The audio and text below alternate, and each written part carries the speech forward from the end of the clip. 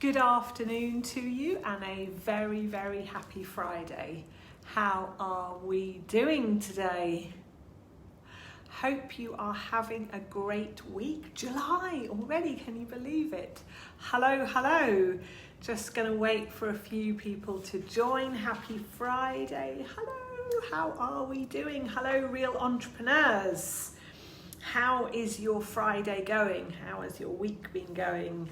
Greetings from Dubai. Let me know where in the world are you joining from. Hello.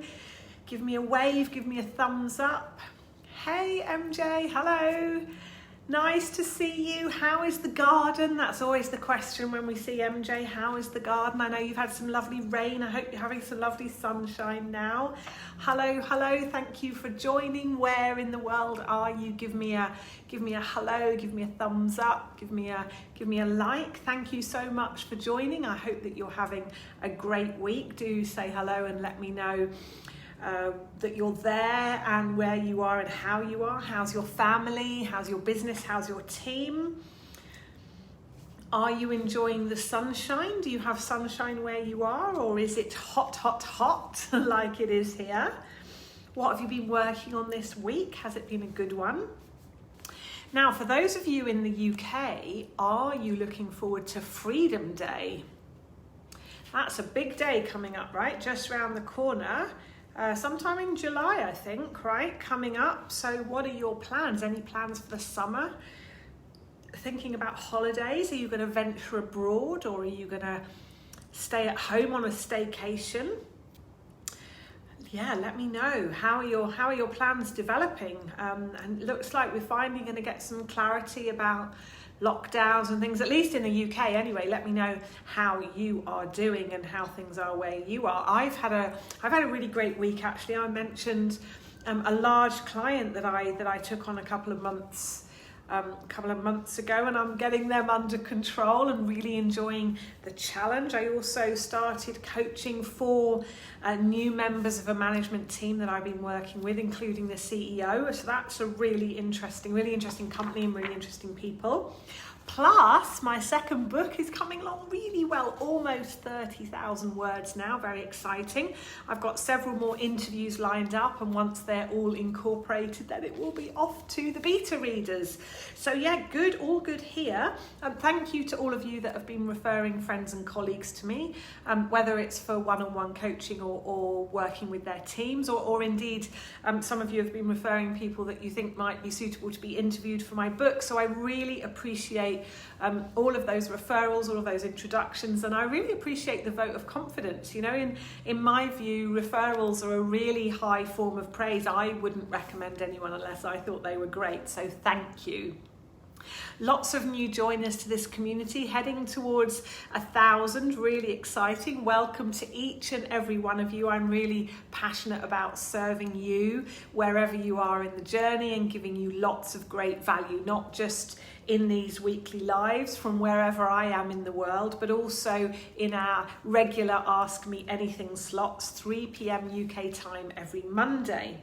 I really want you to know, and I want you to feel that you're not alone. So please feel free to post your challenges, your questions into this group. Let us know where you're stuck or what questions you have.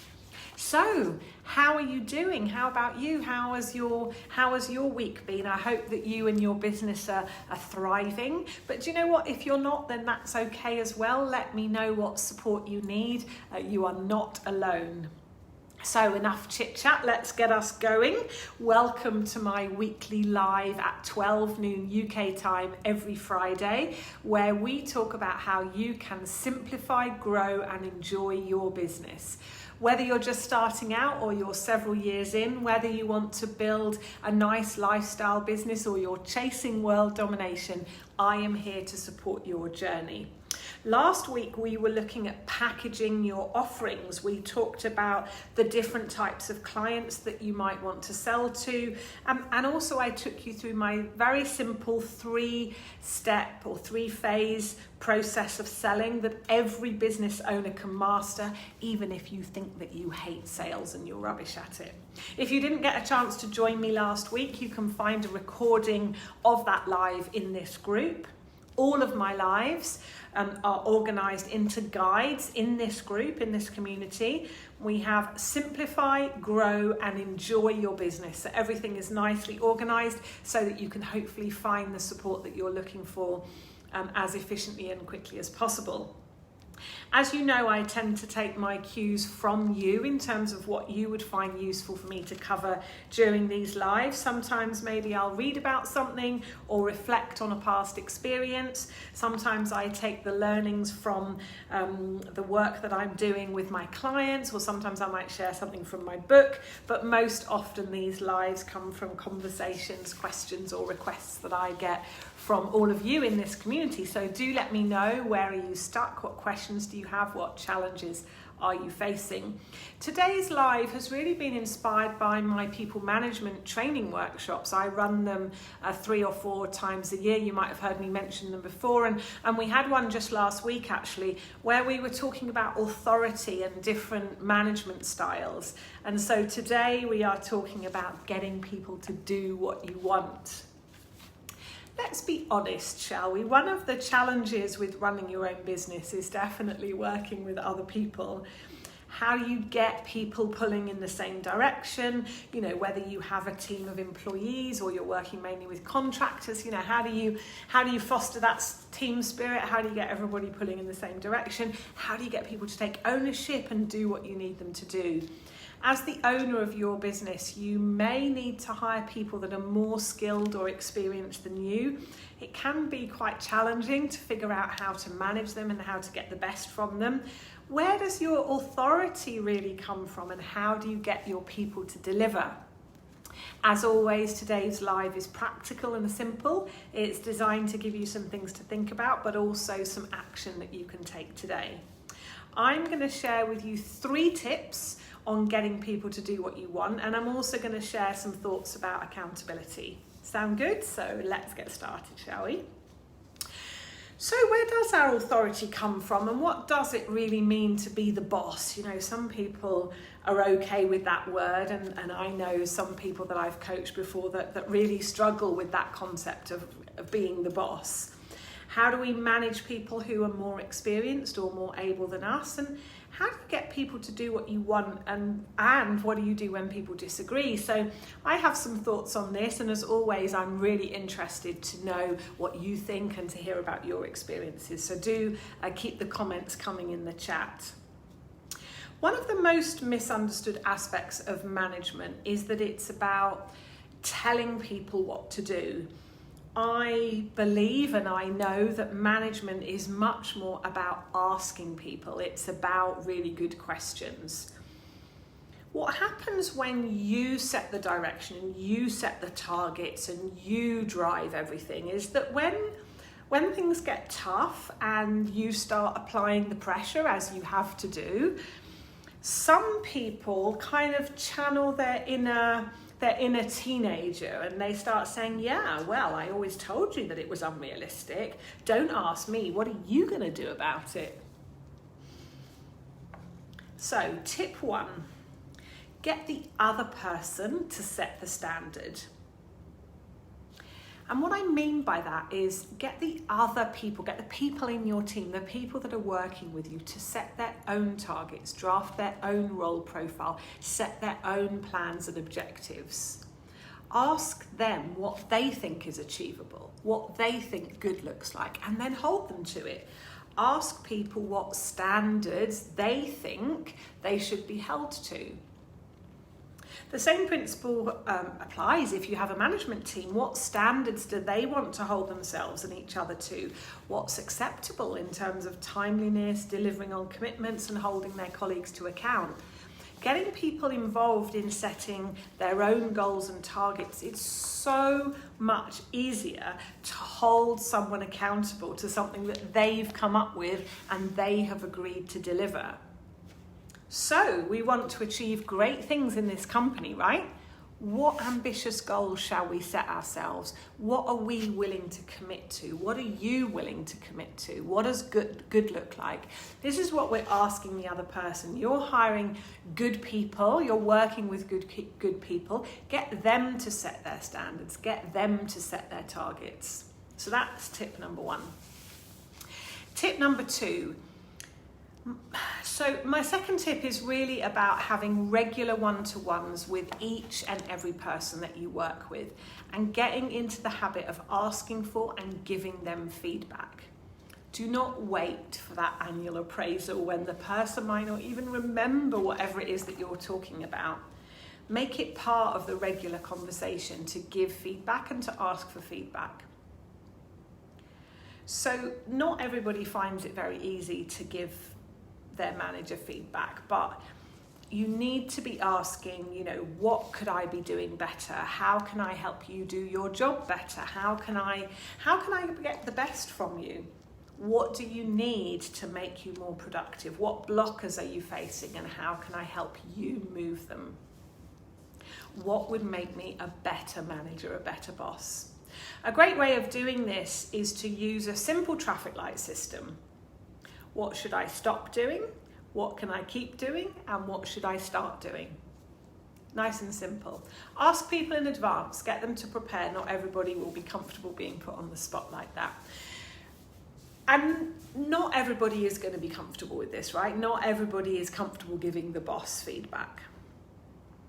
So in order to facilitate this, you need to be okay with it being a bit uncomfortable. Because if you're not okay with it, then they're definitely not going to be okay with it.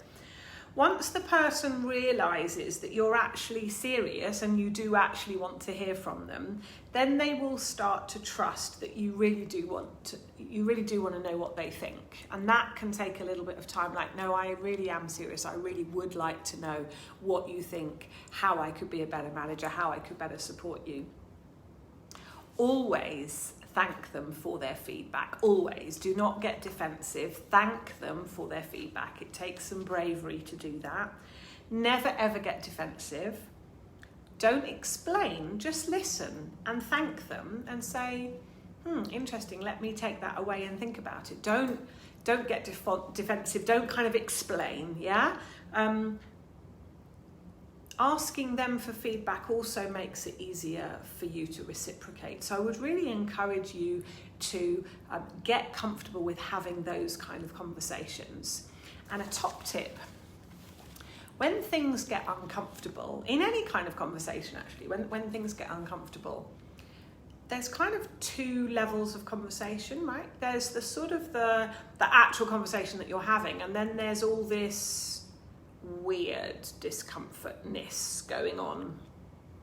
And what I find most people do is they just continue to have the conversation. And what I would strongly recommend that you try instead is, I don't know about you, but I'm feeling like this is getting a bit uncomfortable. I'm feeling like there's a bit of tension here between us.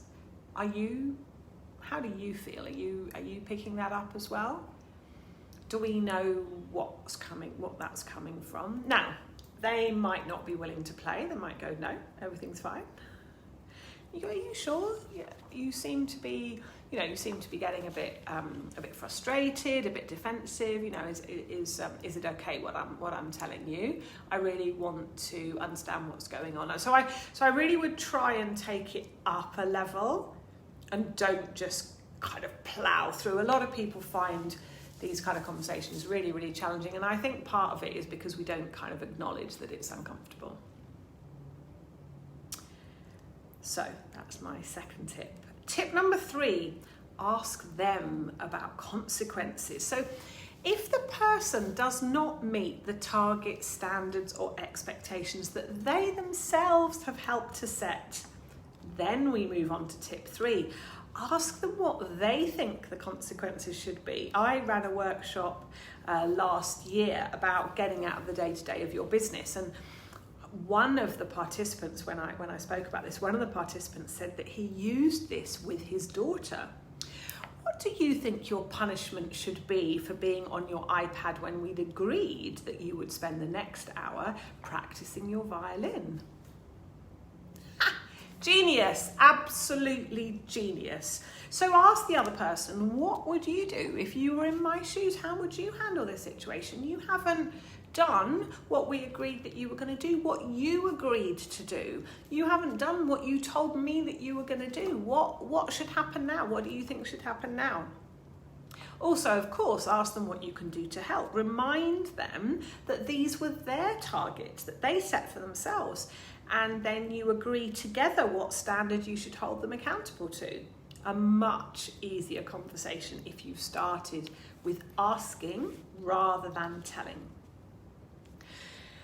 Ultimately, if a person isn't interested in setting ambitious targets and doesn't want to own up to their mistakes or engage in a meaningful conversation about what to do if they're falling behind, then do you know what? It might just be time to say goodbye to them. I always advise people to avoid hiring too quickly, but also avoid firing too slowly. A person who is wrong for your business, any small business, will have a hugely negative impact on you and your team. And when you're small, each person has a really massive impact on the culture that you're trying to build. So, just don't be afraid to admit when you've made a hiring mistake. So, where does our authority come from? As the founder of our companies, we set the direction and ultimately the buck stops with us, right? But in my experience, that sort of command and control style leadership doesn't really work too well, especially in small businesses where you need people to be flexible and ultimately you need people to just get things done and do what needs to be done. Fear is really not a great motivator in the long term. Short term, of course, we might knuckle down we might knuckle down just to kind of keep our jobs and keep the paycheck flowing in, but our hearts won't be in it and we will be looking around for alternatives. So that command and control, that sort of fear-based leadership, it doesn't really work. Your authority actually comes from earning the respect of your team. It comes from setting a clear vision and a roadmap of where you want to get to, and crucially, why. Why is it that that's where we're going? It comes from asking rather than telling, and it comes from understanding that your job is not to have all of the answers, but your job is to get the best from the people around you. And ultimately, it comes from putting yourself and others in flow as much of the time as you can. So if you think about it this way, there are kind of 3 levels of leadership that we can think about. So level 1, I'm the boss, do what I say. As I say, command and control, do what I say. Number 2, trader. So if you do this, then I will pay you this, right? It's just a trade, we're trading. And number 3, which is where we really want to get to, is something called servant leadership. I come to work to serve my team. They don't work for me, I work for them, which is a really interesting way of thinking about it, actually, that you are actually there to get the best from your people. You are there to make them successful. You are there to put them in their flow. I want to spend a little bit of time on accountability, which in my experience is one of the biggest differentiators between successful and unsuccessful teams. Accountability doesn't happen just by chance. It has to be implemented and it has to be done deliberately. Accountability really has to start with you as the founder of your business. You need to model the behaviors that you want to see. If you want people to take ownership, then you have to be seen to be taking ownership. When you make commitments, you have to be seen to be meeting those commitments. If you don't, then why should anyone else be interested in doing so? As the leader, you are accountable. You're the boss, right? You are accountable for any failures as well as any successes that your business or your team might have. Accountability just comes as part of the job description, right? That's what you signed up for when you decided to become a business owner. So if you try and duck it, it will have a hugely negative impact on the levels of accountability around you. Accountability it's all or nothing, right? Those people who don't want to be accountable or held accountable are always looking for any opportunity to get out of it. So any slips, any gaps in your own accountability will just give them the out that they need. they will think that they only need to be accountable when they want to. So you need to be seen to be accountable at all times. Accountability has to be fair. When you're looking to hold somebody else accountable, you can't play favourites. You can't let it slide with some people. Accountability has to be consistently requested of everyone all the time. If you choose to let one person ignore their responsibilities, then it opens the door for others to be selectively accountable too. One thing that's a bit misunderstood about accountability is you can't really delegate it. It has to be something that has to be accepted, which is why asking is much better than telling. In order for anyone to feel accountable and therefore take ownership, they have to accept that accountability. They have to take it on themselves. The best way to get people to accept accountability is to set them up to be successful. Nobody is going to take ownership and show accountability for something that they know or they believe is going to fail. So if you want people to accept accountability, ask them if they have everything they need to be successful. When they say yes, and that might take several goes, when they say yes, then they have taken a big step towards accepting accountability. If they say no, of course, then you need to make sure that you provide whatever is missing, because without it, they will never, ever, ever accept the accountability. When people don't take ownership or accountability and things start to go wrong, because they don't feel that ownership, what you see is they tend to go into spectator mode, and they kind of they just watch things sliding, right? They watch things going wrong.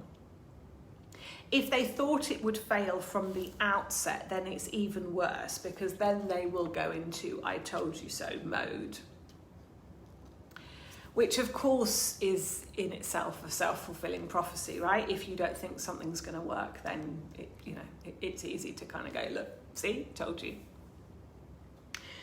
Whereas what happens when people take ownership, when they actually take it, when things start to go wrong, then they step into solution mode. So instead of stepping back into spectator, they kind of step into, or to use Sheryl Sandberg's, they lean into the problem. They actually step into solution mode. So they start to try and figure out what's going wrong, and they start to try and fix it. Teams that are successful are full of people that go into solution mode. They're full of people that not only care, but also take care. You can't just tell people they're accountable and then leave them to it. Yes, that might work for some people, but not for most people. You need to set up regular review sessions. You have to check in and see how people are doing.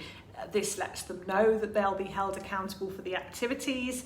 It gives you an opportunity to provide support in case things start to go off track. It also offers you the opportunity to give praise and encouragement if things are going well, which in turn, of course, means that they'll be more motivated and productive. Now, you'll probably have guessed from all of that I've just shared with you that accountability is something that has to be worked at. It's not just simple and straightforward. There has to be a clear and consistent strategy in terms of how it's going to be implemented and how it's going to be validated. It starts with you, of course, as the business owner. And it has to apply at all times and to every person. When you do this, and the magic, if you like, around this area is that when you get this right, it really helps you create a culture of accountability where the organisation starts to hold itself and others accountable, which then you will see a massive spike up in productivity and ultimately in results when everybody is pulling in the same direction, everybody is taking ownership for how the business is doing, rather than just looking at you to solve all the problems and drive everything. So a very, very small and practical thing that you can implement in your business to stop things falling through the cracks. This is for you if you already have a team, and therefore that you have meetings with your team. So All decisions that are made must be owned by somebody that is in the meeting at the time. If you need somebody else to do something, then somebody in the room or on the call needs to take the action to speak with that person and report back. If you need John to do something and John is not in the room or on the call, the action cannot and must not be recorded against John, but against Sarah, who is going to take ownership for talking to John and getting him to do what is needed. When actions are reviewed, Sarah is held accountable for talking to John or for reporting back that there is an issue. This sounds, I know, like a really, really small and simple example, and of course it is. But as organisations grow, I see this kind of inefficiencies kind of creeping in. John didn't do it. Did anyone speak to him? No. Oh dear. It's just inefficient, and I see it a lot as companies are growing fast. The same principle, if you think about it, applies to standards. How about an open discussion about ways of working and what standards we want to hold ourselves and each other's to? What's acceptable in terms of timelines, delivering on commitments, and holding our colleagues to account? What does it mean when we commit to a date? So in your regular management meeting, for example, do you take a note of actions? You probably do. Somebody does. Do people make commitments that they and everybody else know is not going to get met? Is that okay? Is that okay? Would it be better, maybe, possibly, to be more honest and upfront and say, do you know what, I don't think that's achievable? Are you okay with actions and dates just slipping from week to week? Yes, of course, we're all under pressure and we're extremely busy, but isn't it just a complete waste of time and energy to capture an action and commit to a date that nobody believes? What a complete waste of time, and yet it happens all the time. This is not about blame, but this is about agreeing a set of standards of behaviour, including honesty, and that is how a great culture is built. Otherwise, what happens is the meeting becomes a complete waste of time, because basically you're going through the motions and you're all committing to stuff that everybody knows is not going to happen. Your team is watching, they're watching you. You know, what does good look like? What are the standards that we hold ourselves to? This, of course, takes time and effort, and mistakes are always made along the way, but getting this right is the only way to scale a business and stop all roads leading back to you. So if you already have a team or you want to build a team, I hope that you've got great value from this, because this is the only way that you get to scale your business. If it's just going to be you and a couple of people, that's fine. But if you are going to need a bigger team, then this is really important to think about, even if you're not there yet, just to think about how are you going to do this in your business. So we've covered 3 tips in terms of getting people to do what you want. Number 1, get the other person to set their targets and draft their role profile, their objectives, etc. Tip 2, have regular one-to-ones with them, during which you give, but also very importantly, you ask for feedback. And tip number 3, agree up front what the consequences of inaction should be. What would you do in my shoes? And of course, we've just talked about accountability. So let me know, what do you think? What questions do you have about getting people to do what you want them to do, about managing people? What's resonating with you? Do let me know in the comments. What is your next step in your life, in your business? What do you need to make you feel more confident? Do book in a clarity call with me, and let's get you moving past whatever is blocking your progress and on to that next challenge. Before I close up for today, I want to give you some next steps, as I do each week, some concrete things that I suggest you do as a result of today's live. Firstly, do you have someone in your team or someone that you work with who you feel is not really pulling their weight, who you'd like to see a bit more from? Secondly, what needs to change? Is their role clear? That's where I always start. How about expectations? Are you sure you've been really clear?